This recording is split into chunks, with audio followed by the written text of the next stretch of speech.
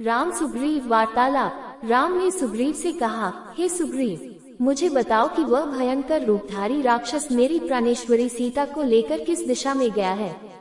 तुम शीघ्र पता लगाओ कि वह राक्षस कहाँ रहता है।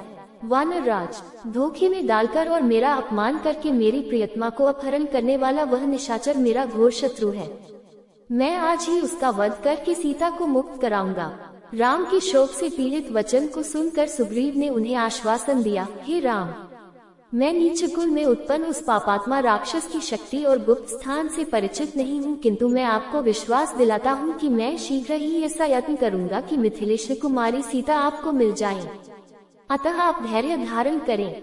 इस प्रकार से व्याकुल होना व्यर्थ है। व्याकुल होने पर मनुष्य की बुद्धि गंभीर नहीं रह पाती। आपको इस प्रकार से अधीर होना शोभा नहीं देता। मुझे भी पत्नी के विरह का महान कष्ट प्राप्त हुआ है, तथापि मैं पत्नी के लिए निरंतर शोक नहीं करता।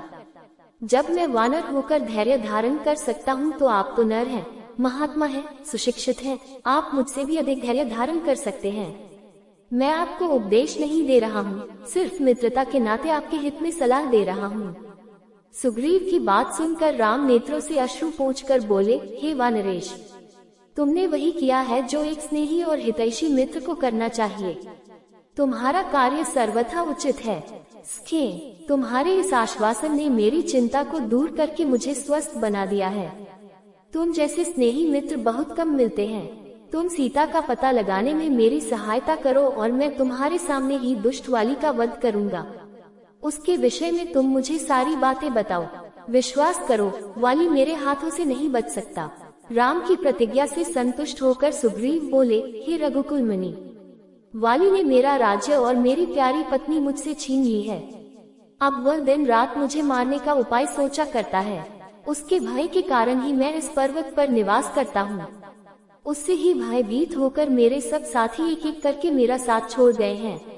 अब ये केवल 4 मित्र मेरे साथ रह गए हैं। वाली अत्यंत बलवान है, उसके भय से मेरे प्राण सूख रहे हैं।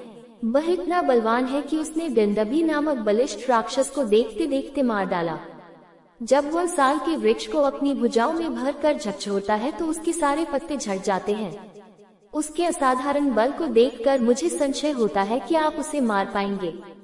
सुग्रीव की आशंका को सुनकर लक्ष्मण ने मुस्कुराते हुए कहा, हे सुग्रीव, तुम्हें इस बात का विश्वास कैसे होगा कि श्री रामचंद्र जी वाली को मार सकेंगे। ये सुनकर सुग्रीव बोला, सामने जो साल के 7 वृक्ष खड़े हैं उन 7 को एक एक करके वाली ने बींधा है। यदि राम इनमें से एक को भी बींध दे तो मुझे आशा बढ़ जाएगी। ऐसी बात नहीं है कि मुझे राम की शक्ति पर पूर्ण विश्वास नहीं है, किंतु मैं केवल वाली से भयभीत होने के कारण ही ऐसा कह रहा हूँ। सुग्रीव के ऐसा कहने पर राम ने धनुष पर प्रत्यंचा चढ़ाए और बाण छोड़ दिया, जिसने भीषण टंकार करते हुए एक साथ 7 साल वृक्षों को और पर्वत शिखर को भी बींध डाला।